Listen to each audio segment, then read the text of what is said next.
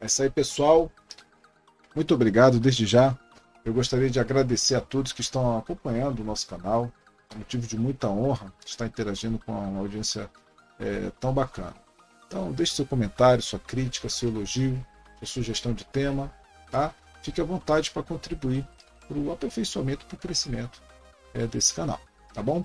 E hoje nós vamos falar sobre relativismo, na verdade a segunda parte, né, desse tema que nós estamos desenvolvendo aqui no Pensa Cristão. Hoje eu estou fazendo podcast solo, né?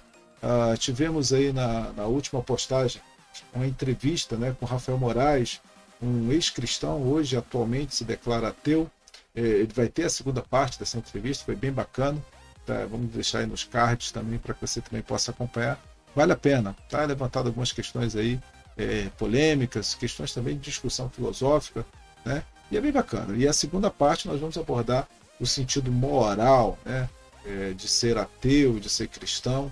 É muito bacana. Eu te convido a acompanhar o podcast conjunto comigo, com o Rodrigo Torres, com a entrevista com Rafael Moraes. Também, já no próximo ano, né? O ano já está acabando, nós vamos ter a segunda entrevista também com o Luciano, ok? Uma entrevista bem bacana, foi bem visualizada aí, e é uma pessoa que tem um entendimento muito bom, e enfim, ele tem uma dialética muito boa também, né? A discussão com ele em temas bíblicos, né? Em temas mais polêmicos também, é bem interessante. Te convido aí a acompanhar também a segunda parte da entrevista com o Luciano, que vai se dar já no início do ano que vem. E antes de fechar o ano, agora, no meado desse mês, nós vamos trazer a retrospectiva de todas as principais notícias e temas no decorrer do ano, e aí trazendo aí um comentário cristão sobre todas essas questões, sobre todos esses temas aí, e notícias que impactaram, né, que foram de maior relevância aí para a nossa sociedade, para o nosso país, para o mundo de uma forma geral.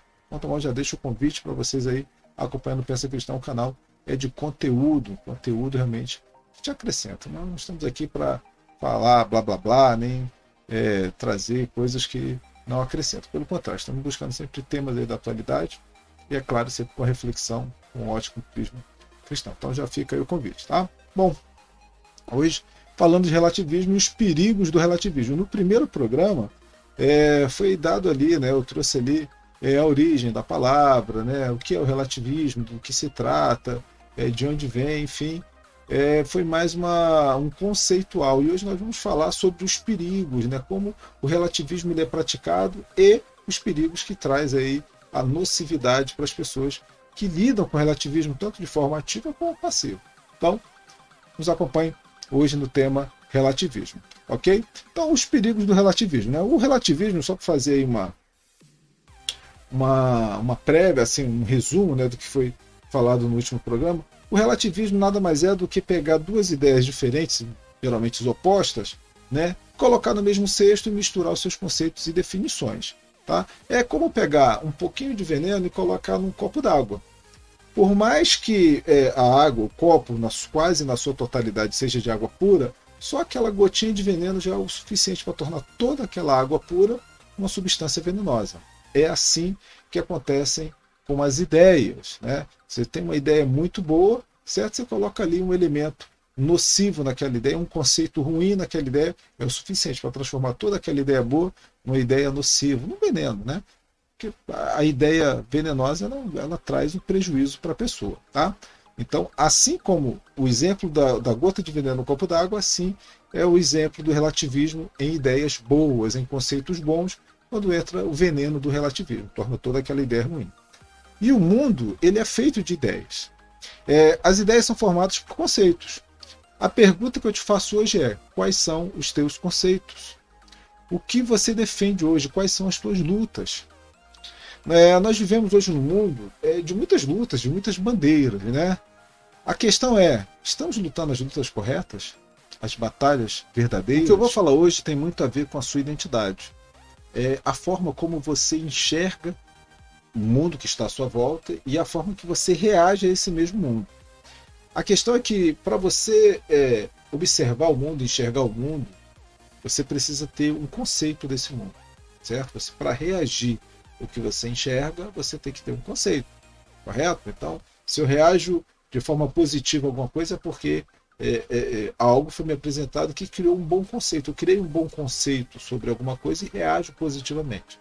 Quando eu crio um mau conceito, né, um conceito ruim sobre alguma coisa, claramente eu vou reagir mal, vou reagir de forma negativa. Então a forma que eu reajo no mundo é a forma que o mundo se apresenta para mim dentro da minha realidade. Então, o que eu vou falar hoje tem muito a ver com a sua individualidade, a forma que você enxerga, a forma que você reage, os conceitos que você cria dentro de você em reflexo ao que você observa no mundo. Então o relativismo é isso, é essa relação de ideias do que está dentro e o que está fora, correto?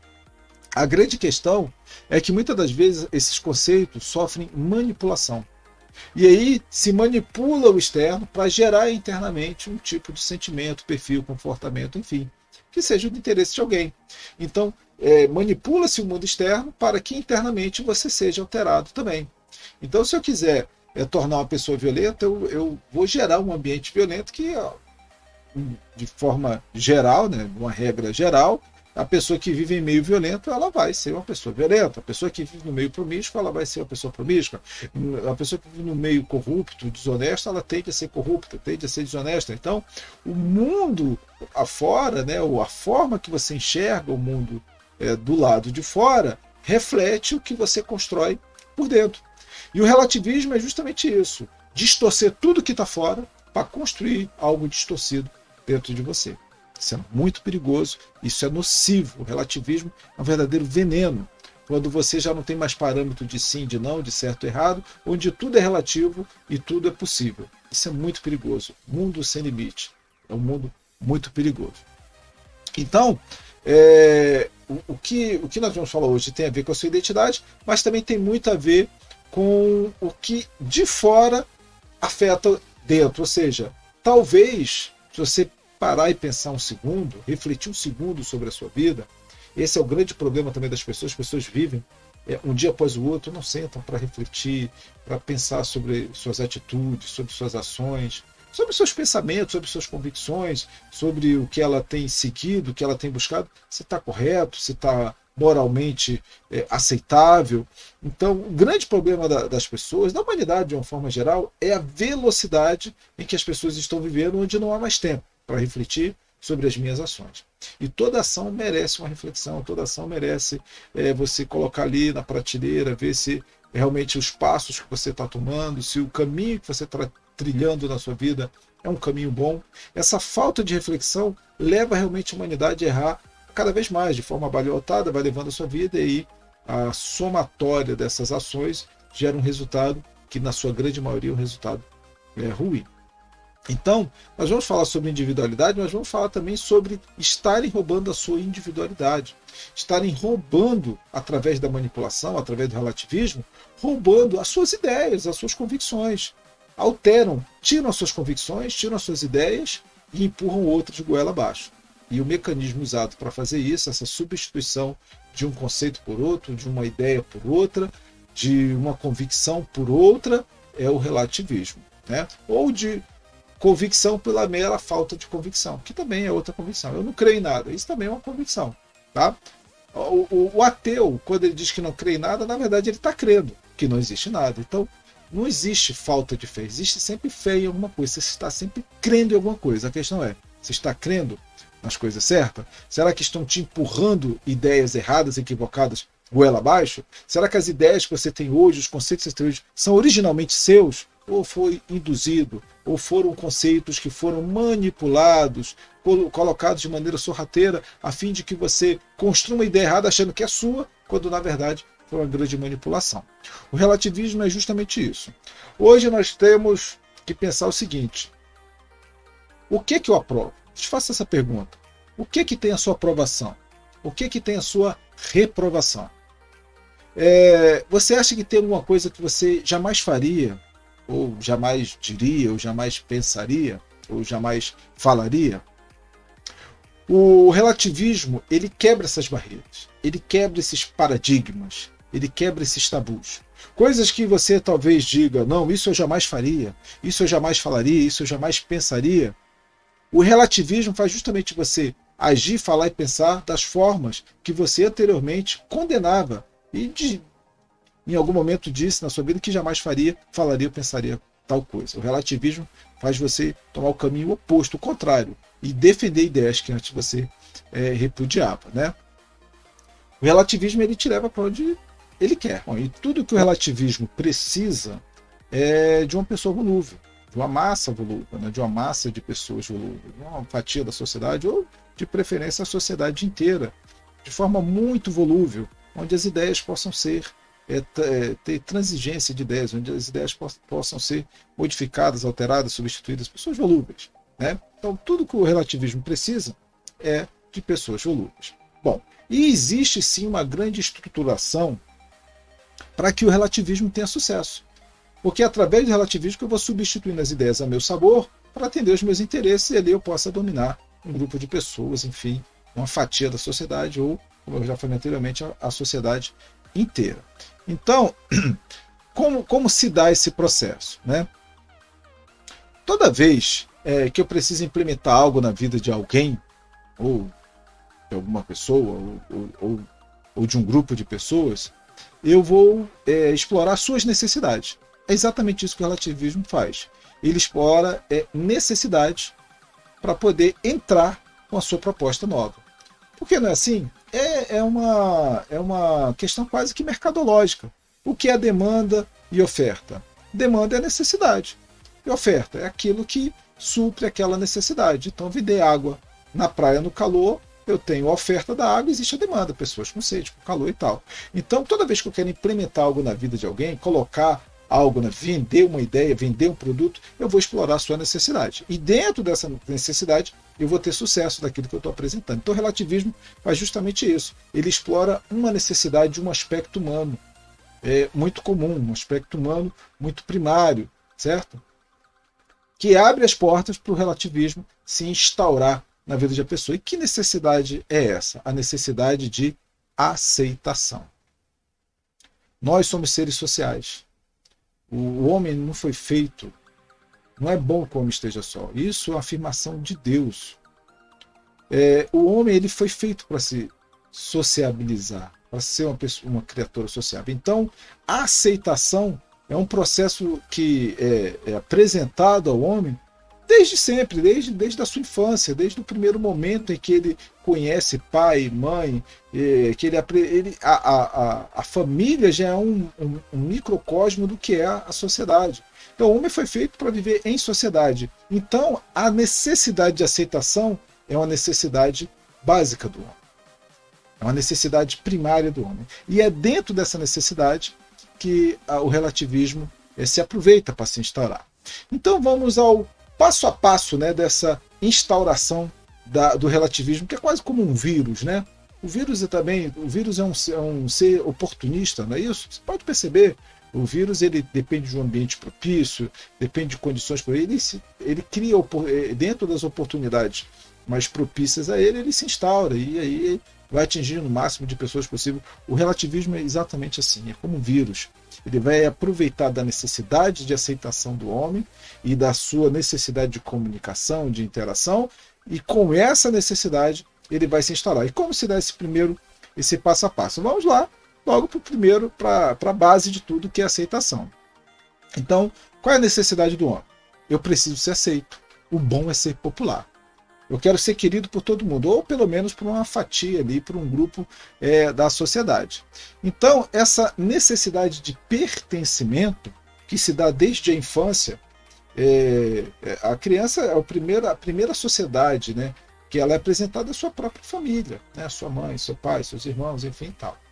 Mas isso progride. Isso vai se aprofundando, isso vai tomando maior gravidade. Então a criança, desde a infância, ali, quando vai para a creche, vai para a escola, pré-escola, ela tem essa necessidade de pertencimento. Ela quer pertencer ao grupo, ela quer se interar com os coleguinhas, ela quer conversar, ela quer interagir. Então ela vai lutar para isso. É uma luta, é uma necessidade. Toda necessidade vai ter uma luta para suprir essa necessidade. Um homem com fome, ele luta para saciar sua fome. Né? Você vê alguns reality shows aí, pessoa que tem uns realities aí malucos, a pessoa na selva lá, tem fome, o camarada dá o jeito dele, ele luta porque é uma necessidade básica. A aceitação também, o sentimento de pertencimento também é uma necessidade. E a pessoa vai lutar, a criança vai lutar para tentar fazer parte daquele grupo. Ela não quer ficar isolada. É uma luta. E isso vai crescendo, isso vai tomando cada vez proporções maiores e mais profundas. Na fase da adolescência, o adolescente, então, ele sofre com isso, tem depressão com isso, se ele não for aceito por um grupo, se ele não for querido, se ele não for popular. Então, essa necessidade é uma crescente no homem.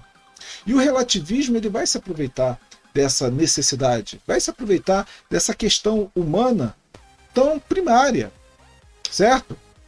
Então, desde a infância, passando pela adolescência e na fase adulta, essa luta ainda se torna algo mais aguerrido. Porque na fase adulta, você, quando criança, adolescente, jovem, né, ali, dependendo da idade, você é uma parte passiva da sociedade. Né? Você está ali, você mora com os pais, você não é ativamente econômico, você só é politicamente ativo a partir de uma determinada idade ali, da adolescência, já no início da juventude, mas na fase adulta, as suas ações têm impacto real dentro da sociedade. Então, o que você fala, o que você faz, traz um impacto determinante na sociedade. Então, esse sentimento de pertencimento, ele afunila e você precisa realmente saber onde você está encaixado, onde você está inserido e se você pertence àquele contexto social a qual você se inseriu, você se colocou. Então, essa necessidade de aceitação, essa necessidade de pertencimento, que começa desde a infância, passa ali pela adolescência, pela juventude, onde é justamente ali onde os caminhos vão se tomando, onde vai se guiando ali, onde as pessoas se acham pelo seu perfil, sua personalidade, seus perfis de gosto, enfim e tal, ele acha um grupo ali que se assemelha, ou que se identifica com ele, e na fase adulta isso aprofunda, certo? Então, esse sentimento de pertencimento é uma necessidade primária, é uma necessidade real do homem, e o relativismo vai usar isso. Como que ele vai usar isso? Porque dentro dessa necessidade primária existe um medo fundamental, o medo da solidão. Assim como a necessidade de se alimentar, o medo é a fome. A necessidade de respirar, o medo é a apneia, é o sufocamento, não é verdade? A necessidade de beber água, o medo é a sede. Então, a necessidade de pertencimento gera um medo que se chama solidão. E se você parar e pensar hoje, pesquisas aí, você pode até, através da internet, verificar que as pessoas hoje, apesar da população estar explodindo no planeta, são 8 bilhões de pessoas, nunca se sofreu tanto de solidão. E olha que a comunicação hoje é a jato, né? A comunicação hoje é instantânea. Pessoas se comunicam em diversos pontos do mundo, do globo, de forma instantânea, mas mesmo assim a solidão tem sido algo bastante presente, inclusive síndromes decorrentes da solidão. E aí você vai ver síndrome de pânico, você vai ver uma série o degringolar de algumas doenças psicossomáticas, né, e psicológicas também, que são decorrentes a falta de interação, né? Na verdade, a falta de sociabilizar com outros, né? Nós estamos perdendo essa capacidade de se comunicar de maneira franca, de entender o outro, né? A empatia está se perdendo, as pessoas estão ficando individualistas. Então, no mundo extremamente conectado, as pessoas estão extremamente sozinhas. Então, o medo da solidão, sim, é um dos medos mais atrozes do homem, né? É quase tão poderoso quanto o medo da morte, o medo da solidão. Aliás, algumas pessoas tiram a sua própria vida quando se sentem extremamente sozinhas. Todas as pessoas que se suicidaram, que deixaram algum relato e tal das razões do suicídio, dentre essas razões, na grande maioria delas, dava-se a solidão, ao abandono. Muito bem. Então, necessidade de pertencimento, necessidade de fazer parte de algo. Isso é uma necessidade primária. E dentro da necessidade, o relativismo, né, dentro dessa demanda, ele vai criar a oferta, ele vai explorar esse medo, o medo da solidão. Então, vamos lá para o segundo passo. Né? Então, nós entendemos que o homem, por ter essa necessidade de pertencimento, ele luta por isso a vida inteira. Ele luta isso desde a infância. Principalmente na adolescência e na fase adulta, ele já consolidou esse pertencimento em algum grupo, em algum nicho, né, da sociedade. Muito bem. E aí é como se enxerga o mundo dentro desse grupo, dentro desse nicho que agora eu pertenço. Como que esse grupo se comporta? Como que esse grupo enxerga o mundo e reage ao mundo que ele enxerga? Né? Essa é a grande questão. Agora que eu achei meu lugar no mundo, eu preciso lutar para prosperar dentro dele. Eu preciso agir e falar de acordo com esse grupo. Ou seja, em Roma, seja como os romanos. E outra, você não quer só fazer parte do grupo, você quer prosperar nesse grupo. Então, nesse primeiro momento em que você já está consolidado nesse nicho da sociedade, nesse grupo de pessoas, né, nesse perfil de pessoas, a ideia que impera nesse grupo pode começar a conflitar com as suas ideias individuais.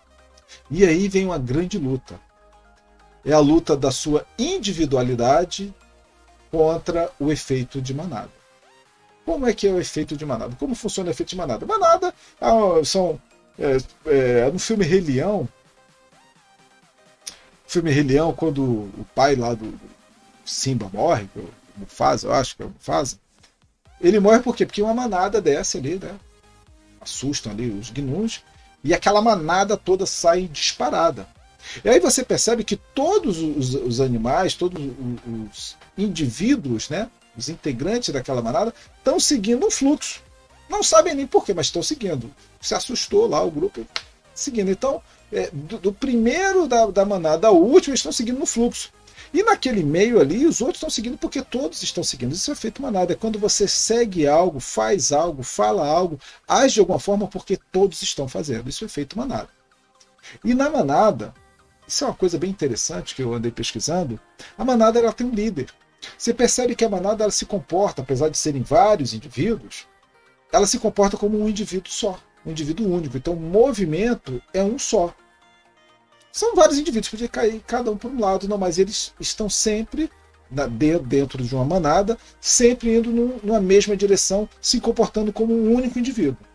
Por quê? Porque é sempre um líder, geralmente o macho alfa, o mais imponente do grupo, o mais relevante do grupo. Para onde ele vai, outros seguem, e aí depois todo mundo segue junto. Então, o efeito manada se dá quando um determina a ação de todos, e geralmente assim acontece em grupos. Uma pessoa às vezes determina sobre todas as outras. E não é isso que está acontecendo hoje? Os influencers digitais não fazem isso? O que ele determina, vem aquela multidão de seguidores e faz a mesma coisa?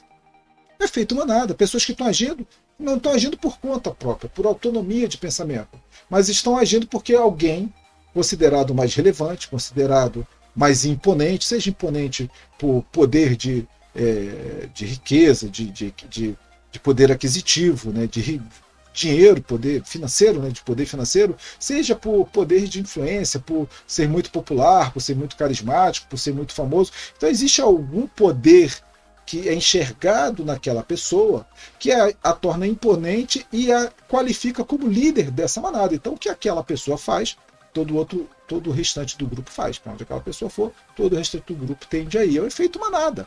Então as pessoas, quando você na sua luta por pertencimento de um grupo, você é inserido nesse grupo, você se consolida dentro desse grupo, a questão é, dentro desse grupo, existe uma pessoa que determina o pensamento de todos e você também está seguindo esse pensamento por estar no efeito manada?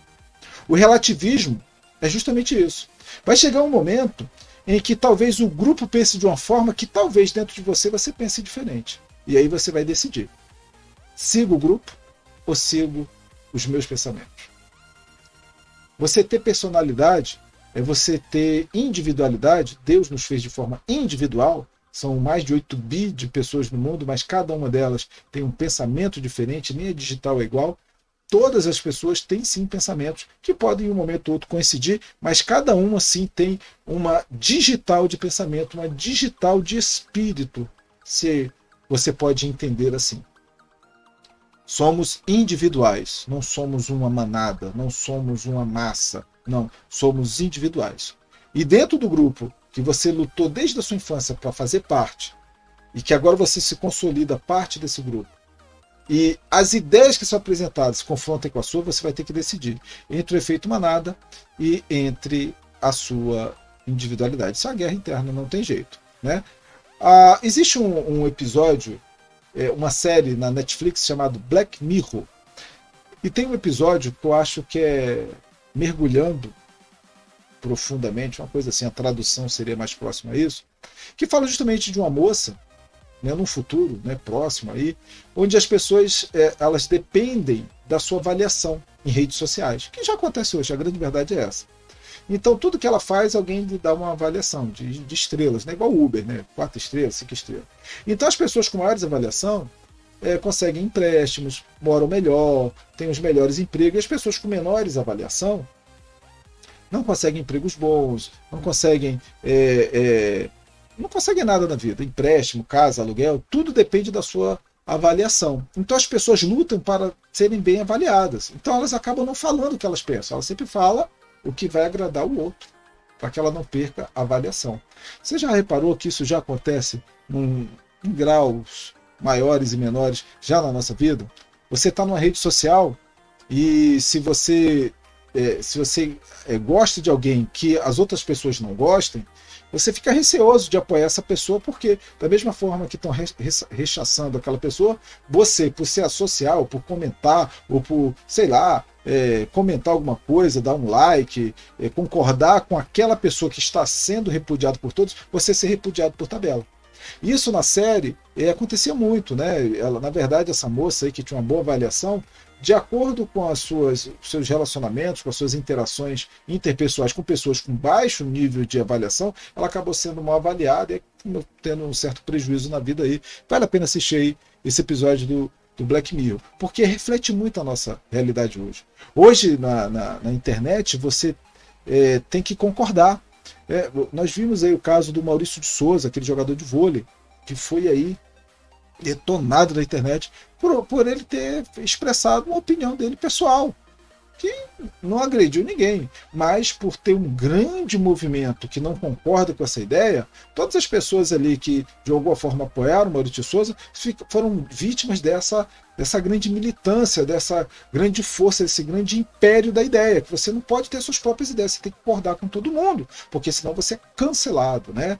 É o império do cancelamento. Então, o efeito manada é muito isso. As pessoas hoje estão coagindo você a pensar como todos querem, como uma fatia da sociedade quer, como um determinado grupo quer. Então, a mídia, as redes sociais, tudo para que você tenha que concordar. Porque caso você não concorde, não endosse a ideia dessas pessoas, você se torna uma pessoa ruim.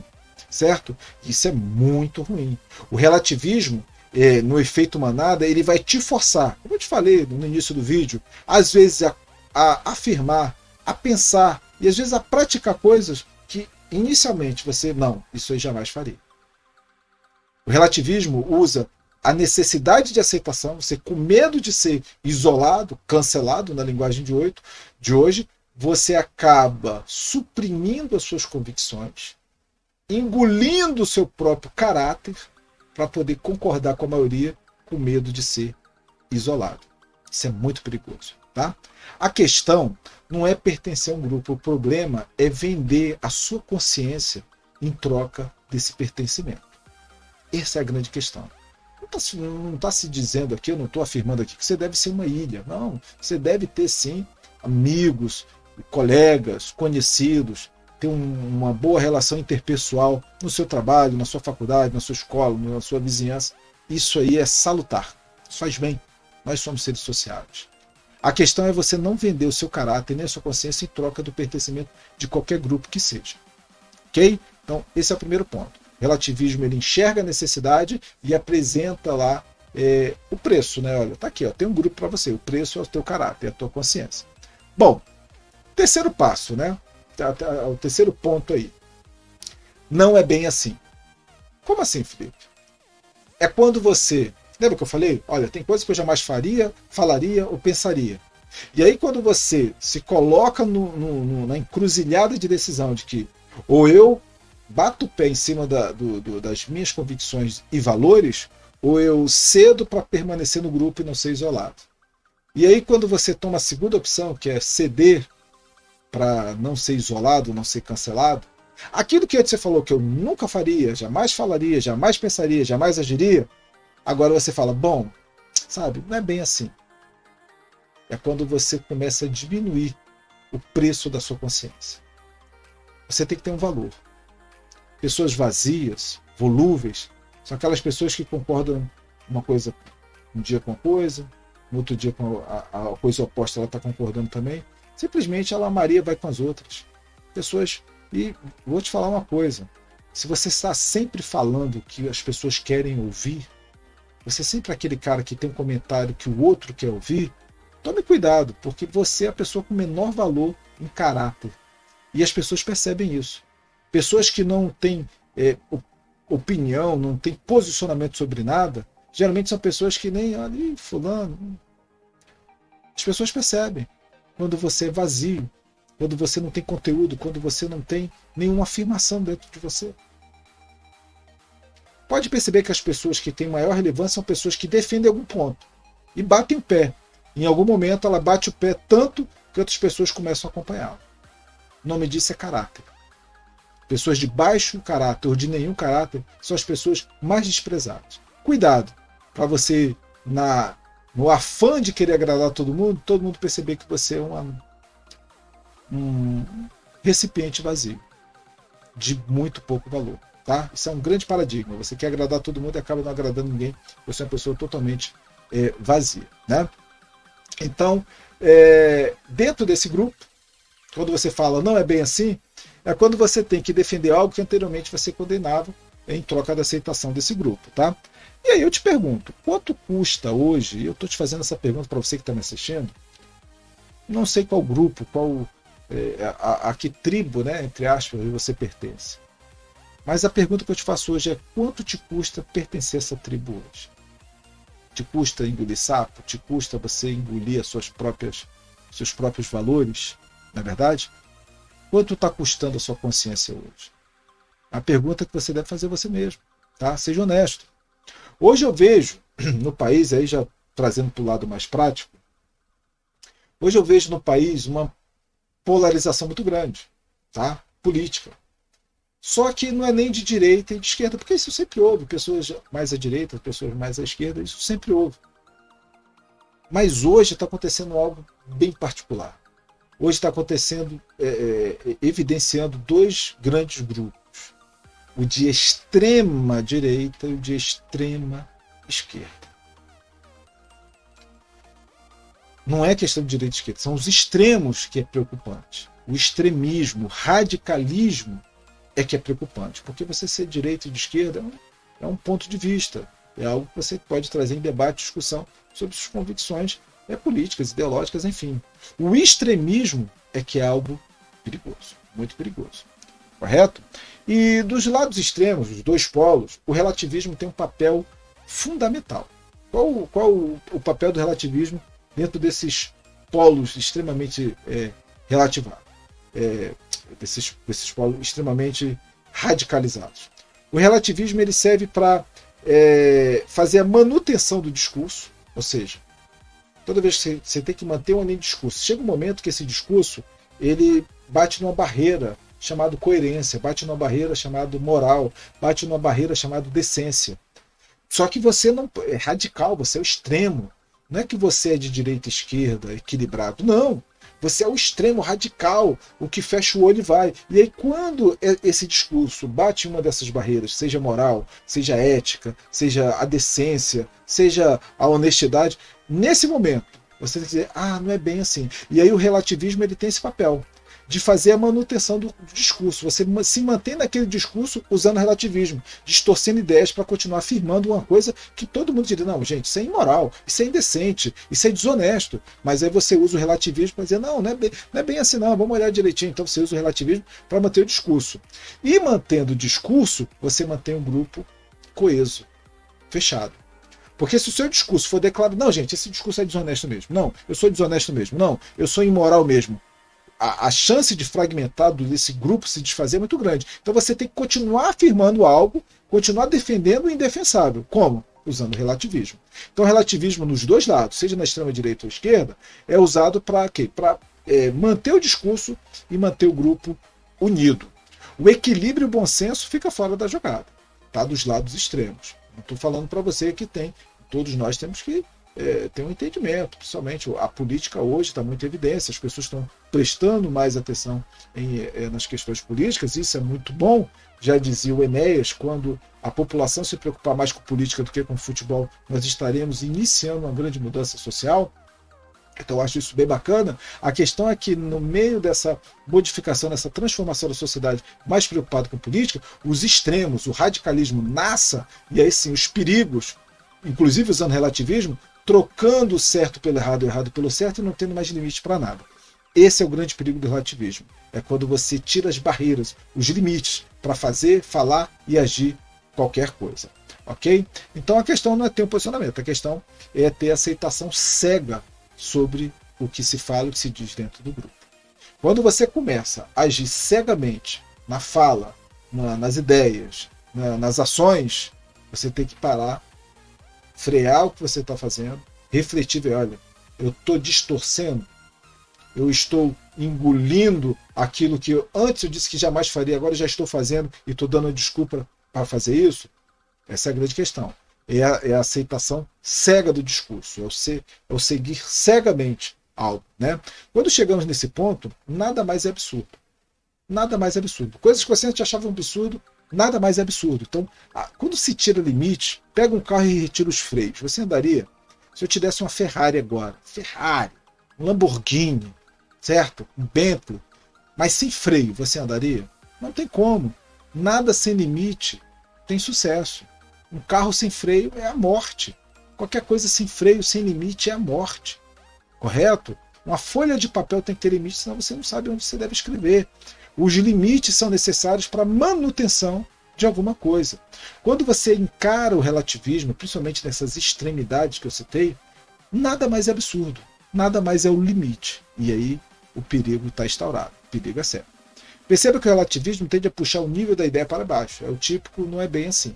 Então, antes você falava sobre algo que você acreditava que era ético, né, e defendia.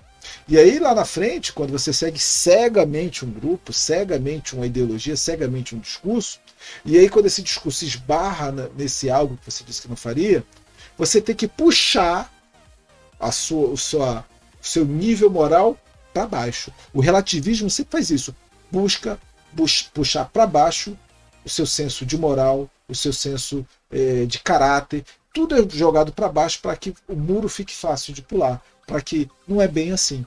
Então você faz algo que você tem consciência que é errado, mas você mente para você mesmo, usando a distorção de ideias que é o relativismo, para dizer não é bem assim.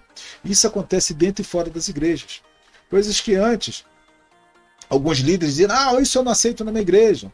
Existe uma igreja muito tradicional, não vou falar, por questões éticas, até também para a manutenção desse canal por um pouco mais de tempo, dizer, olha, rádio é coisa do demônio. E aí, mais tarde, esse líder dessa igreja se tornou dono de uma rádio. Olha que coisa dele, mas não é bem assim e tal.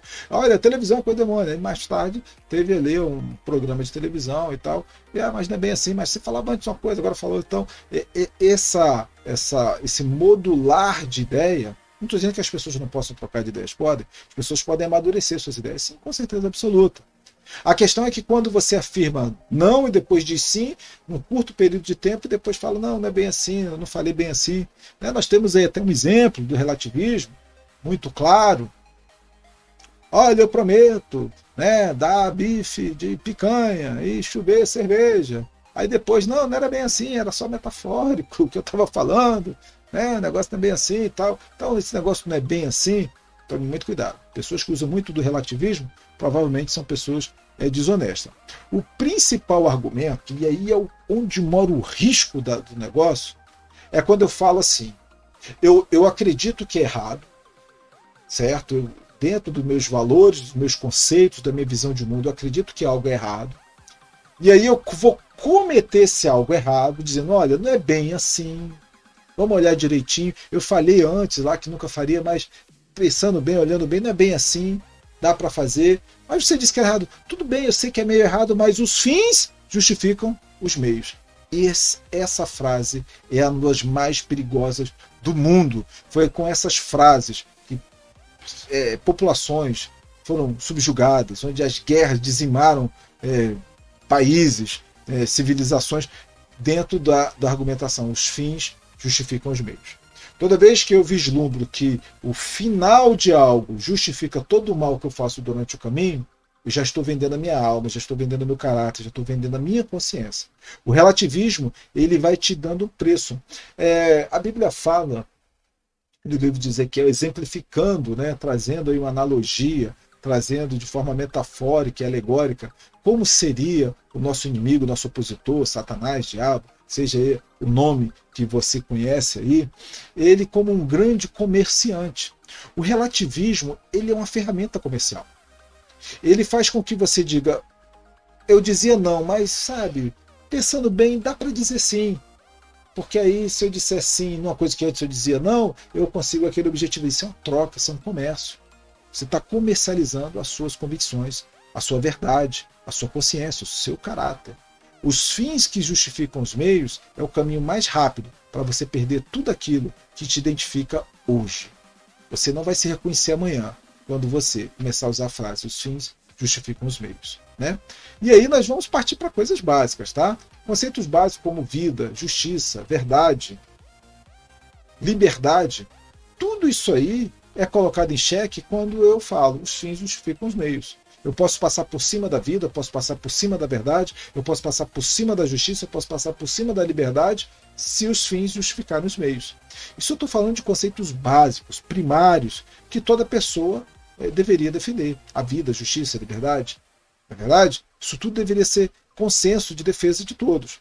Mas mesmo assim, quando eu decido passar por cima disso para alcançar um objetivo, eu já estou vendendo a minha consciência.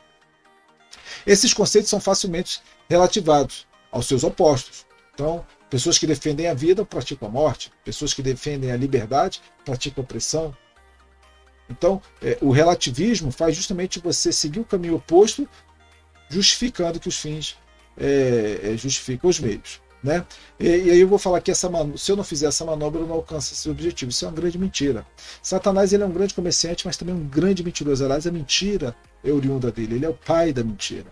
Então, muitas das vezes, vamos pegar José, por exemplo. O José, ele estava ali na casa de Potifar e tinha a mulher lá. Ele era o mordomo, né? Ele era o primeiro empregado, né? O que teria o maior poder na mão dentre os outros empregados era José. Então tudo estava na mão de José, com exceção da mulher. A mulher não podia tocar, óbvio, e nem se o cara tivesse deixado, olha, pode tocar na mulher, José não tocaria por temor a Deus. E aí ele entra numa encruzilhada.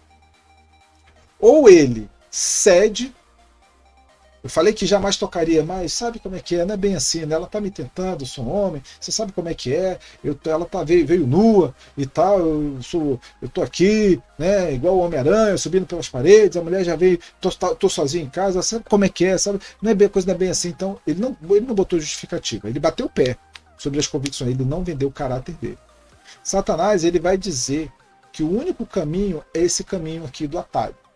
Não, existe um outro caminho, que é mais difícil, é mais longo, é mais pedregulhoso, sei lá, tem mais sol na cabeça, mas é um caminho reto, caminho certo, caminho real. E o atalho, Satanás vai te convencer de, por A mais B, que só tem um jeito de você conseguir o que você quer, contando aquela mentirinha branca. Que só tem um jeito de conseguir o que você quer, se você der em cima lá da sua chefe ou do seu chefe, não é verdade? Só tem um jeito de conseguir o que você quer, sendo desonesto. Só tem um jeito de sobreviver no meio político, sendo corrupto igual a ele. Se você não for, ele vai colocar na sua cabeça que você só tem esse caminho e que você precisa. Mas eu falei que jamais roubaria, jamais seria corrupto. Mas não tem jeito, você está no meio político, você tem que roubar. É verdade. Não é bem assim roubar, né? Mas não é bem roubar, né? É só, eu vou fazer isso só para poder sobreviver, porque eu quero fazer uma coisa boa lá na frente. Então você começa a vender, a negociar seus valores, negociar suas ideias, suas convicções, negociar seu posicionamento. Você começa a negociar. E quando você começa a negociar, o relativismo vem para te colocar um anestésico moral. Ah, você sabe, né? Não tinha outro jeito. Eu tive, mas não é mentir, não é bom. Tive que mentir, não tinha outro jeito. Tinha sim. O outro jeito era falar a verdade. Ah, mas as consequências viriam e mais tarde teria uma solução dessas consequências. O diabo, ele vai te dar um caminho oposto do que você antes defendia. Ele vai negociar contigo e o relativismo vai ser, vamos dizer assim, a vaselina, né? Vai ser a anestesia para essa transformação, para essa operação de mudança de ideia. Então, são duas coisas. É um comércio de ideias e uma mentira embutida nisso. Né? Então, homens em nome da liberdade oprimem outros povos. Né? É a mesma coisa. Quando você começa a vender o seu caráter, a sua posição, os seus conceitos, você vai se tornar o seu próprio vilão. Lá na frente, você vai se tornar a pessoa que você mais criticava. As pessoas que você mais condenava, que você mais criticava, quando chega lá na frente, de tanto você vender, negociar valores, quando chega lá na frente, o teu retrato vai ser exatamente igual, fidedigno ao vilão que você tanto perseguia, tanto combatia. Né? Nós temos que entender que o relativismo tende a nos tornar a nossa pior versão. Nós nos tornamos a pior versão de nós mesmos, através do relativismo. Então, se existe versões boas e ruins, vai encontrar uma versão péssima de você mesmo. Se você continuar usando o relativismo para tudo. E isso é para tudo. Não existe mentirinha branca, mentira é mentira. Não existe, não, olha, eu não adulterei, não tinha amor e tal, foi só uma saída. Adultério é adultério. Ah, eu não roubei. Eu achei um celular e só formatei. Você roubou, vocês tinham como você ligar para a pessoa e devolver, você se apropriou de algo que não é seu. Isso é roubo. Não existe meio mal, meio bom. Ou é bom ou é ruim. Não existe meio céu, meio inferno. É céu ou inferno. O relativismo ele tende a dizer que tudo é a mesma coisa.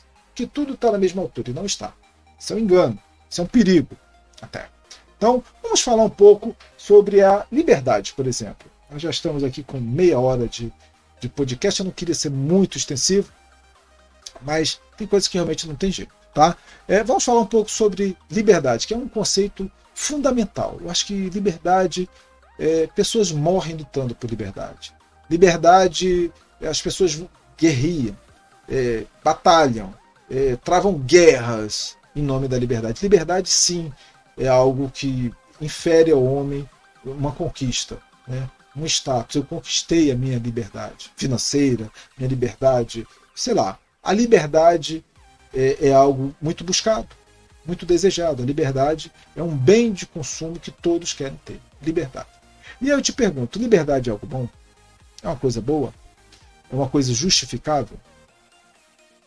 Você defende a liberdade? Você acha que a liberdade é algo essencial para um indivíduo ou para uma sociedade? E a liberdade de expressão, a liberdade de fala? Isso que eu estou fazendo agora. Estou expressando minhas ideias. Estou expressando o que eu acho, o que eu penso, minha visão de mundo. Talvez você concorde, talvez não, mas eu estou expressando. Você acha que a liberdade de expressão é algo importante para a sociedade, para o indivíduo? Que é algo também essencial?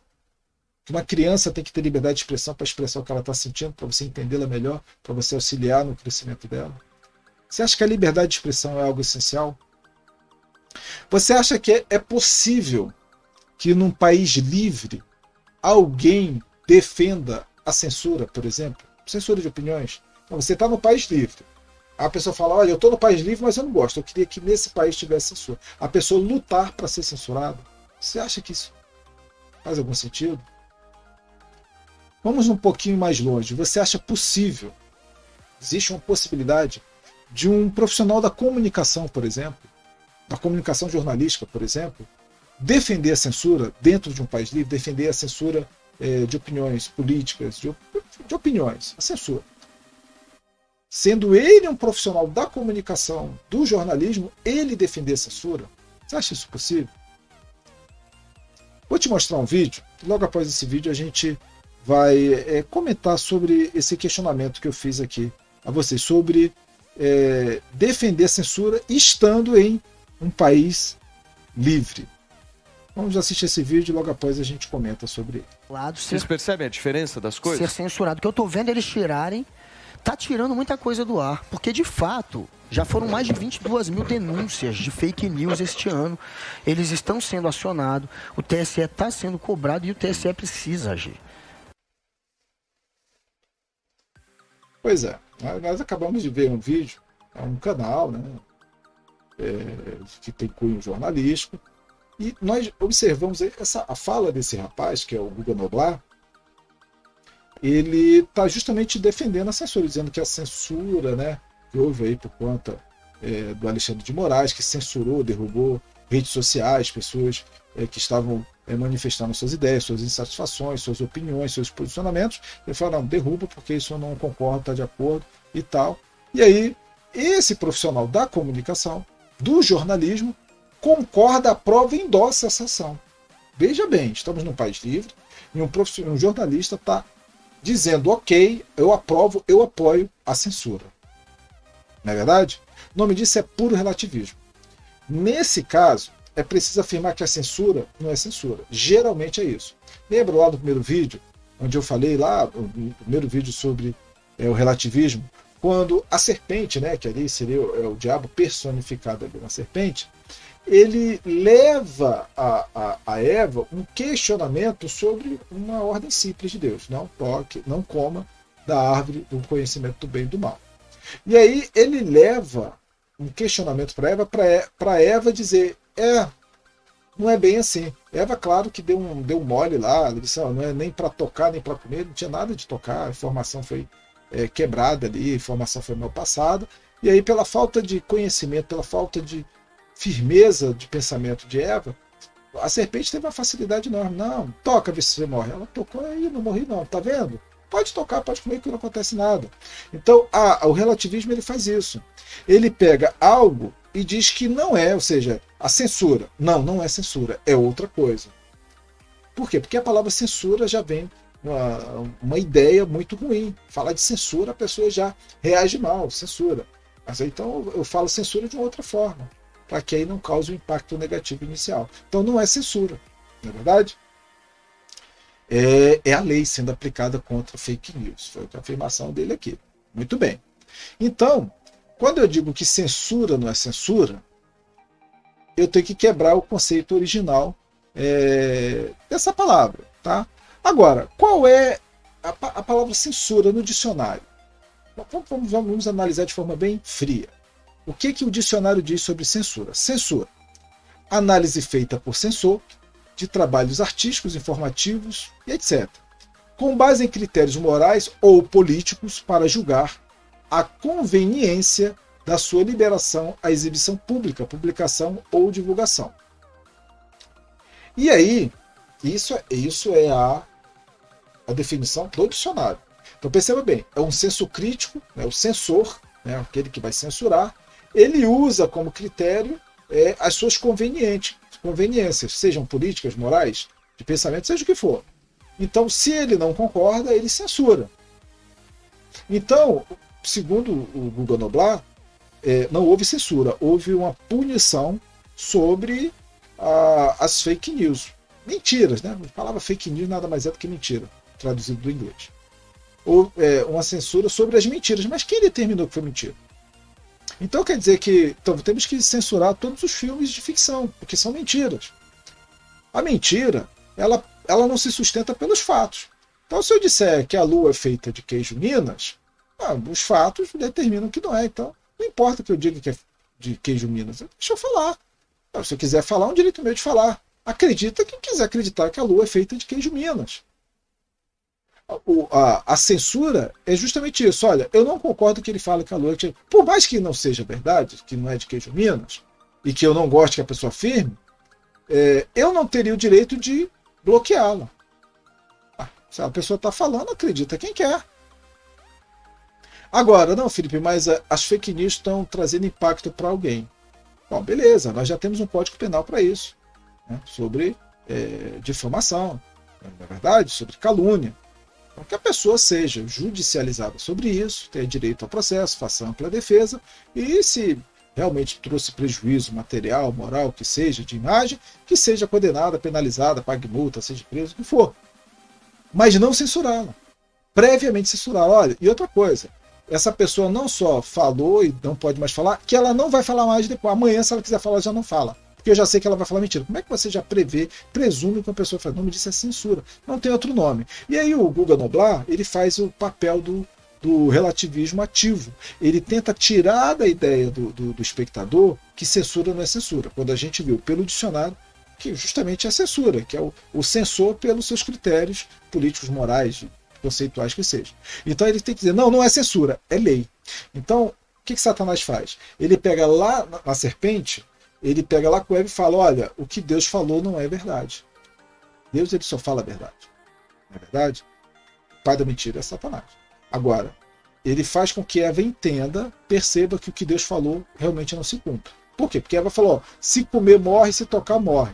Satanás sabia que o lance de tocar estava fora da jogada, uma informação errada, equivocada. Adão passou mal, brifou errado Eva. Em vez de sentar com Eva na mesa, assim, assado, falou de qualquer maneira, Eva entendeu errado, entendeu de qualquer maneira, e aí deu a chance para Satanás fazer a festa. Olha, não pode nem comer nem tocar. Nesse de não tocar, ele falou, olha, toca, vê se você morre. Quando ela tocou e não morreu, tá vendo? O que Deus falou não é verdade. Então, pega-se o conceito verdade e transforma em mentira. Pega-se o conceito de censura, que é algo ruim, e transforma no conceito de justiça. Ele está cumprindo a lei, justiça, ele está fazendo justiça. Então, retira a ideia ruim da censura e coloca a ideia da justiça, que é uma ideia boa, uma ideia recompensadora. Todo mundo quer sofrer justiça, não injustiça. Então, a distorção de ideias para colocar na sua cabeça que toda pessoa que tem um posicionamento político está cometendo algo ruim. E toda vez que você manda alguém calar a boca, você está fazendo um ato justificável. Essa é a distorção. É quando eu transformo uma coisa na outra. É quando o rabo já está balançando o cachorro. Essa é a distorção da ideia. Muito bem. Mas a grande jogada também, e aí vale a pena falar, é quando eu visto uma roupagem de melhor posição na argumentação, no diálogo. Ou seja, eu tenho que fazer que a outra pessoa pareça maluca, que a outra pessoa pareça desinformada, que a outra pessoa pareça violenta. Eu tenho que colocar na imagem de quem está dizendo, olha, é censura. Eu tenho que dizer que essa pessoa, descredibilizar essa pessoa, para que quando eu fale o oposto, olha, realmente, então não é censura não, é justiça. Porque esse rapaz tem cara de cara honesto. Aquele tem cara de uma pessoa ruim. Então eu vou acreditar nesse. Então, quando faz a distorção relativa, pode ver que geralmente as pessoas que estão querendo distorcer, elas falam bonitinho, calminho, blá, blá, e às vezes a outra pessoa que está defendendo de forma enfática, verdadeira, às vezes está se descompensando e tal, e aí, poxa, aquela pessoa ali não está mostrando credibilidade. A forma que você apresenta a distorção é tão importante quanto a própria distorção. E pode perceber, há toda uma roupagem de intelectualidade, há toda uma roupagem de ser bonzinho, de ser moderado, de ser isso e aquilo e tal. E olha, eu tenho observado muito aí, eu assisto muito podcast também, muito debate político, até porque eu tenho uma parte do Pensa Cristão, que é o Momentos com o Felipe Robson, eu tenho me informar muito sobre questões políticas, eu vejo muito debate, muitos programas e tal, e eu percebo muitas das vezes que as pessoas que são tão calminhas e tal, aí você vê na rede social dela, ela é calminha ali no debate, mas na rede social ela está querendo mandar matar, destruir, explodir, não sei o que e tal. Então, ela só naquele momento ali do debate delas, ela quer botar uma roupagem de maior credibilidade. Esse jornalista aí, não, as pessoas estão mentindo, está colocando já a pessoa como mentirosa. Essas pessoas são reativas, reacionárias, negacionistas, bota um monte de coisa para que quando ele falar qualquer coisa, vale a palavra dele, não do outro. Você quer ver uma coisa bem interessante? Num julgamento, um camarada ele estrupa uma mulher, né? E aí como é que ele sai da acusação de estupro? Ele tem que dizer que a mulher é culpada. Isso é um clássico, né? É colocar na vítima a culpa do crime, né? E aí como é que se faz isso? Se descredibiliza a vítima. Então fala assim, olha, ela foi estrupada, mas viu a roupa que ela estava vestindo? Ela foi estrupada, não, mas isso é garota de programa. Não foi estrupada nada, é garota de programa. Então você, para tirar o dolo, né? A ação de dolo do agressor, você coloca na vítima a roupagem do que é ruim. A distorção de ideia se dá justamente nisso. O Hugo Noblar, nesse caso, ele está falando de quem está se manifestando, de quem está se posicionando, trazendo sua opinião através das redes sociais, seu posicionamento político. Essas pessoas são mentirosas, são criminosas, são isso, são aquilo. Olha só, toda a descredibilização. Por quê? Porque, na verdade, está se cometendo um crime contra essas pessoas em censurá-la, porque a nossa Constituição nos garante a liberdade de expressão. E aí, quando você está censurando, você sim está cometendo um crime de censurar essas pessoas. É o mesmo caso do estuprador. O estuprador, ele cometeu crime contra a mulher. Isso, o que se faz? Diz que a mulher era uma prostituta, garota de programa, estava se vestindo mal, se insinuou. Você coloca nela a culpa do crime que ela sofreu. Então a pessoa é censurada, a culpa dela mesma. Raciocínio sobre isso. Você não precisa comprar a minha ideia. Basta você pensar 2 segundos.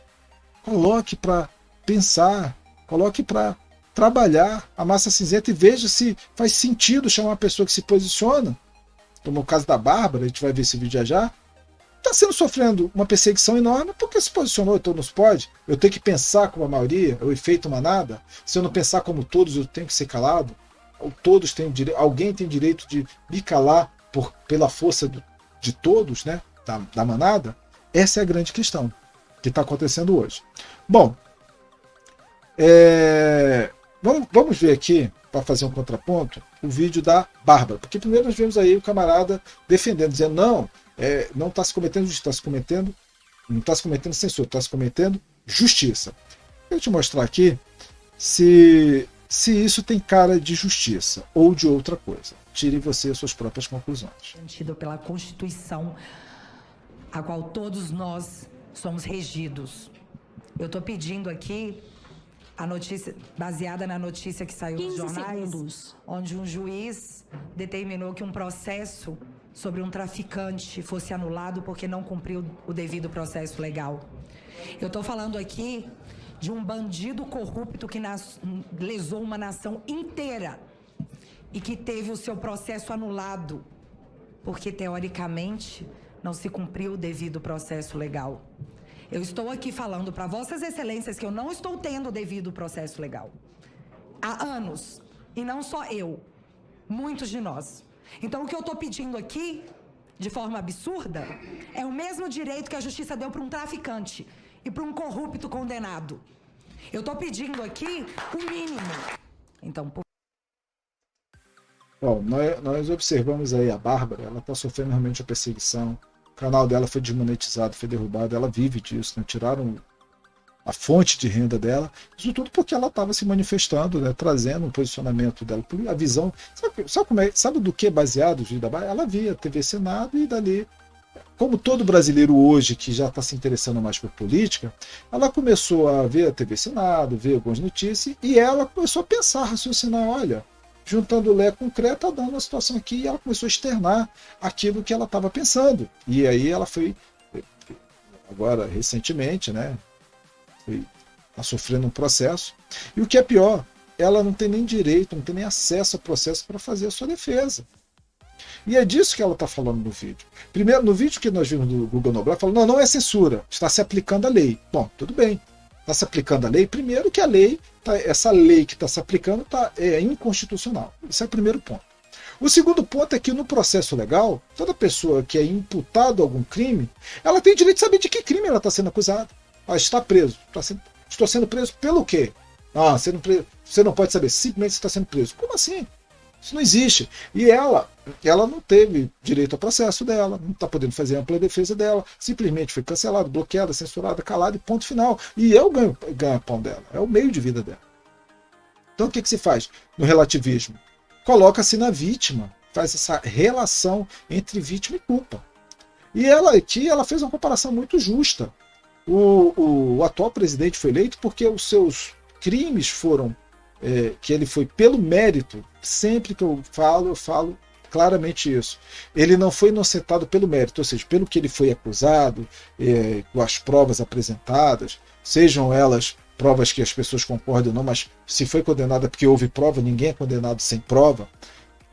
Foi condenado em primeira instância, em segunda instância sua pena foi agravada, isso julgando o mérito, não o processo, o mérito. O mérito, o que está sendo acusado? Está sendo acusado por isso. Deixa eu ver. Quais são as acusações? Essa. Quais são as provas? Pronto. O mérito foi julgado e foi condenado. No mérito foi. O que foi cancelado foi o processo, porque em dado momento, lá a competência de um júri não poderia, de um juiz não poderia ter condenado ele, não poderia ter sentenciado ele. E aí o processo foi anulado.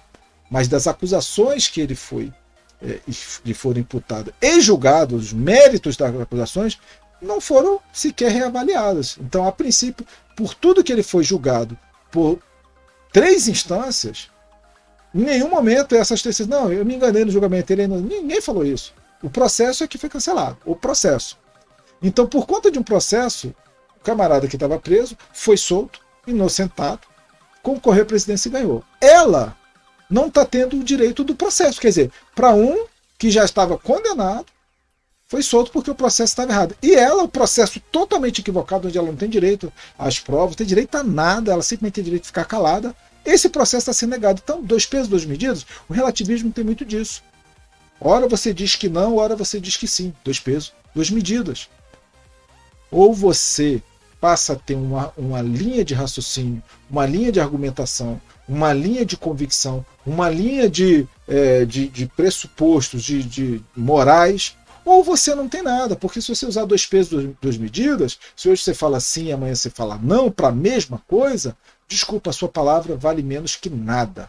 E você é uma pessoa sem caráter e sem credibilidade alguma. Desculpe, se você hoje está nesse meandro de concordar hoje com alguma coisa que você discordava antes, simplesmente pela aceitação de grupo, para se manter bem querido no grupo, para se manter popular, para não queimar o seu filme, né, como diz aí na gíria popular, desculpe, você é uma pessoa credibilidade zero, o seu caráter não existe mais, você é uma pessoa vazia, volúvel e massa de manobra. Então você define o que é certo e errado, sim e não, verdade, mentira, ou você simplesmente não é nada, é uma folha em branco, uma folha seca que o vento leva para onde quer. A grande verdade é essa. Bom, ainda vou abordar mais um ponto aqui, já estamos encerrando, vai ter uma outra parte sobre relativismo, para que a gente aborde alguns outros assuntos aí um pouco mais polêmicos, tais como aborto. E porque toda vez que a gente fala, por exemplo, eu falei sobre a relatividade, sobre a liberdade. Eu comecei perguntando, você acredita na liberdade? Você acha a liberdade coisa boa? A liberdade de expressão, você poder se expressar livremente? Eu tenho certeza que você aí do outro lado falou, realmente, liberdade é uma coisa boa. E tal, e tal, e tal. Só que aí quando você fala que a liberdade é uma coisa boa, e dentro do seu grupo fala, não, a liberdade é boa até eu discordar e ter que calar a pessoa. Aí você fala, poxa, inicialmente falei que a liberdade é uma coisa essencial. Agora o que eu faço? Porque dentro do meu grupo está dizendo que tem que calar outra pessoa. E aí você começa a vender seus valores, começa a dizer, não, tem que calar mesmo. Antes você defendia, agora você diz o oposto. Cuidado para você não estar sendo uma grande massa de manobra para o interesse de alguns poucos, para o interesse de alguns que querem manipular toda a realidade, mudar. Hoje nós vemos com movimentos feministas, né? E nada contra. O feminismo, eu tenho muitas ressalvas com o feminismo, tá? Mas a ideia, aliás, não existe nenhum consenso do que é feminismo dentre as próprias feministas, para você ter uma ideia, como a coisa é tão confusa. Mas eu acho que por trás disso tudo existe um desejo legítimo de querer sair de uma opressão, de um ambiente opressor ou de uma figura opressora. Eu acho isso legítimo, quando você quer se libertar de um ambiente opressor, eu acho extremamente legítimo. Eu acho que no fundo da causa feminista está isso, sair de um ambiente de opressão. Mas hoje existe um imperialismo, então dado ao grande movimento de feminismo, o homem hoje está quase com vergonha de dizer que é homem. Não, a mulher que é empoderada, tudo bem, a mulher tem um grande valor, mas o homem também, dentro das suas características, também tem um grande valor. Então a gente não pode, para valorizar um, desprezar ou menosprezar o outro. Eu vejo hoje, dentro de programas, principalmente programas de televisão e tal, o homem, quando se refere à mulher, ele tem que se referir à mulher quase que endeusando a mulher e diminuindo o homem é quase nada. Não, o homem é isso mesmo, o homem é burro, o homem é isso, aquilo, a mulher que é inteligente, a mulher que... Gente, para que isso? Você tem o seu valor, você tem... o homem tem as suas características fisiológicas, o homem fisiologicamente é diferente de uma mulher. O homem, na sua composição hormonal, é diferente da mulher. O homem, na sua estrutura social, é diferente da mulher. Por quê? Porque o homem, devido à sua, por exemplo, sua força, ou a sua estrutura biológica, ele vai ser colocado em ambientes diferentes da mulher. Então, por exemplo, ambiente de construção civil, geralmente são homens. Por quê? Porque o homem tem uma estrutura mais forte, tá? Não que as mulheres não possam, eu já vi vídeos aqui no YouTube, mulheres pedreiras, mestres de obras, e hoje também abriu tudo. A engenharia, que era predominantemente de homens, agora a mulherada toda está aí e tal. Então, eu não estou dizendo que não tem que haver oportunidade, respeito, né? Não, mas você só não pode, como a gente vê em programa de televisão, a pessoa quase com vergonha de dizer, não, eu sou homem, me desculpa por ser homem, é bom que se eu fosse mulher. E dado a isso, os movimentos LGBTQIA+, também é um direito, você tem sua opção sexual. Eu posso ter, aqui é um canal cristão. É claro que, biblicamente falando, eu vou ter ressalvas. Mas eu não posso desrespeitar o camarada se ele tem opção sexual. A vida é dele, ele faz da vida dele o que ele quiser. Ele que preste conta depois sobre tudo aquilo que ele está fazendo. E muitas das vezes é uma pessoa que tem mais índole, mais credibilidade social, são pessoas mais honestas, porque a sua opção sexual não vai definir seu caráter, não vai definir quem você é na sociedade ou não. O que define é o seu posicionamento, sua honestidade, sua índole, por aí vai. São fatores que não inferem sobre a sua opção sexual. Agora, eu também tenho o direito de dizer, olha, eu sou heterossexual, defendo a família tradicional formada, a família nuclear tradicional, homem, mulher, filho, mãe, pai, filho, avô. Eu defendo isso. Eu acredito nisso, eu acho isso uma opção melhor de vida. Ah, mas eu quero formar família com 2 homens, 2 mulheres. Tudo bem, eu tenho, biblicamente falando, eu tenho ressalvas. Mas se você é um cidadão, uma cidadã e quer fazer isso, está com capacidade plena de fazer isso, capacidade intelectual, financeira, psicológica, e quer formar, é um direito seu. Se a sociedade civil já tem mecanismos legais para você fazer isso, não sou eu que vou dizer, não faça, eu não vou lá apedrejar. Não, eu tenho que respeitar, então, embora que a minha opinião, as minhas convicções de ideias vão de encontro às convicções de ideias da pessoa. Uma coisa é você ter convicções diferentes, outra coisa é você militar contra. Eu, como heterossexual, não posso militar contra ir lá e ficar na porta do cartório, vocês não vão casar e jogar pedra. Não, se fizer isso, eu estou só sendo maluco. Eu posso chegar, amigo, eu, biblicamente falando, eu não concordo e tal. Eu creio numa outra linha, eu creio que Deus ele fez o homem, a mulher e tal. E a pessoa querendo concordar comigo, não, é o direito dela. Como eu também posso não concordar com a sua prática de vida e ser amigo dessa pessoa e tal. A questão é que hoje, ai, desculpa por eu ser heterossexual, bom que você fosse. Gente, e está havendo a versão de valor. O relativismo está fazendo as pessoas que antes acreditavam de uma forma, pensavam de uma forma, estarem embarcando e enveredando por um raciocínio totalmente diferente, oposto, porque senão ele é cancelado pela sociedade, o efeito de manada. Ou seja, a minha necessidade, aquilo que a gente falou no início do vídeo, a minha necessidade de aceitação da sociedade faz com que eu fale coisas que antes eu não falaria, ou que eu pense coisas que antes eu não pensaria. Então, o diálogo, ele deveria existir com maior. As pessoas que hoje falam que são perseguidas são as que têm menor diálogo. Por incrível que pareça, é um grande paradoxo. As pessoas que militam por voz de minoria são aquelas que dão menos voz para um diálogo. Os movimentos das minorias hoje estão oprimindo, elas estão trazendo a força da sua argumentação de forma imperialista. Então o feminismo, por exemplo, hoje o homem está com vergonha de dizer que é homem. Ah, eu sou homem, desculpa, homem é burro, homem é isso, não é aquilo, mulher que é... Não, homossexual que é legal, desculpa, eu sou hétero, eu sou burro. Não sei... Gente, pelo amor de Deus, você pode, não, eu sou hétero, respeito quem é homossexual, mas eu sou hétero. Eu como homem, quero formar família do lado de uma mulher. Ah, eu sou hétero, como mulher, eu quero formar família do lado de um homem. Ponto. Você que é mulher, quer formar com mulher, eu tenho minhas ressalvas, eu não entendo assim, mas você quer fazer, a pessoa adulta, tá? Faça, eu respeito a sua opinião, posso não concordar, mas tenho que respeitar. Ponto. O diálogo se baseia nisso. Mas não, hoje, se você falar isso, se eu falar isso hoje, uma pessoa hoje que se declara heterossexual, automaticamente ela se transforma em homofóbico. Certo? Um homem que fala, não, sou hétero, ele é homofóbico. Se o homem falar, não, acho a mulher bacana e tal, mas eu aqui na minha empresa, porque vai carregar armários nas costas, eu quero 3 funcionários homens, porque eu acho que você se torna machista. Você toma uma decisão, você acha mais lógico ter 3 homens e tal, é machista. Ou fala, não, eu sou homem, então eu acho mulher bacana e tal, mas o homem também tem seu valor, você também é machista. Porque você não pode defender uma ideia sua, porque você automaticamente é o vilão da pessoa que está defendendo outra ideia.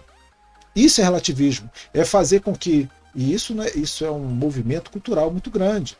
Nas televisões, nos shows, tudo que você possa imaginar nos filmes, faz com que você tenha que concordar com aquela ideia, senão você é antiquado, você é o averso, você é o vilão, você é isso, você é aquilo outro. Então a sociedade te marginaliza caso você defenda as suas opiniões, seus conceitos e seus valores. O Pensa Cristão ele tem uma missão muito grande. E esse é o cerne, né, de quando houve essa concepção da ideia do Pensa Cristão. É pensar contra a maré. É pensar fora desse efeito de manada, fora da caixa. Eu queria te fazer um convite para você que acompanha o canal. Nós vou trazer nos próximos vídeos aí, primeiro a retrospectiva, depois vamos dar sequência aí das entrevistas com o Rafael Moraes, com o Luciano, e eu também vou trazer a baila, né? Vou trazer à tona aqui esse tópico do relativismo quando estivermos em entrevista. Porque, por exemplo, o que você pensa hoje sobre aborto? O que você pensa hoje sobre honestidade, sobre mentira, sobre adultério, sobre diversos assuntos que hoje você está relativando? Olha, não é bem assim. Você está diminuindo o impacto moral disso, né? Trazendo o valor moral desses assuntos bem lá para baixo, para que ele perca seu valor e tudo seja possível. Então, o objetivo do Pensa Cristão não é eu trazer aqui a minha ideia e olha, toma a minha ideia com uma pílulazinha, bebe com um copo d'água e aceita a minha ideia. Não. O que eu estou trazendo aqui é a oportunidade. O que eu estou trazendo aqui é um questionamento para colocar você para pensar. Você não precisa concordar comigo, mas do que eu falei aqui faz algum sentido? Falar sobre liberdade, um jornalista que depende da liberdade de expressão para trabalhar, defender a censura? Uma pessoa comum que simplesmente está expressando isso deve ser tida como criminosa? Uma pessoa que mata uma criança no ventre? Eu te trouxe até aqui uns vídeos, mas para não ficar muito extenso, que já está bem extenso o vídeo, sobre o que é o aborto. O aborto aos 3 meses, o aborto aos 6 meses, como ele é processado. E essas pessoas estão dizendo que não, meu corpo, minhas regras, o seu corpo, mas o da criança ali dentro, né? Justificar o aborto por causa de um estupro. Eu vou trazer esse assunto aqui, bem específico. Então, acompanhe o nosso canal. Eu queria agradecer a audiência. O tempo voa, né? Eu queria particularmente trazer outros tópicos aqui, eu não quero enfadar quem está me assistindo. Eu vou retornar com esse tema relativismo, sim, justamente nesses pontos. Eu quero trazer o ponto do aborto, nesse ponto, essa discussão sobre aborto, essa discussão sobre criminalidade, sobre legalização das drogas. Então, o que você pensa sobre esses assuntos? Nos acompanhe no canal. Nós vamos estar trazendo isso no nosso podcast conjuntos e também nos individuais. Nos acompanhe, deixe seu comentário, faça sua crítica, seu elogio, dê sua sugestão, ok? Esse canal depende de você para que nós possamos crescer e que nosso conteúdo seja cada vez melhor, mais frutífero para a sua vida. Eu queria deixar também aí, para quem desejar, nós temos já a caneca do Pensa Cristão, tá? É bem legal. Você toma eu particularmente gosto de café, você pode tomar um chocolate quente, pode tomar suco, tomar água, enfim, você achar melhor, na canequinha do Pensa Cristão. Se você gostou aí, tiver interesse, deixa nos comentários, a gente providencia aí para chegar na sua casa. Tá bom? Então, já quero deixar um forte abraço. Não perca o próximo vídeo, vai ter retrospectiva, tá? São os principais assuntos de todo o ano, aí trazendo a visão ótica cristã. E não sei se esse ano ainda ou só para o ano que vem, já o podcast conjunto comigo, com o Rodrigo Torres e os nossos convidados. Então te aguarda aí no próximo Pensa Cristão para a gente aí trazer um debate, você sentar nessa mesa aqui e conversar com a gente, porque o Pensa Cristão é o canal que coloca você para pensar. Então, até o próximo vídeo, um forte abraço.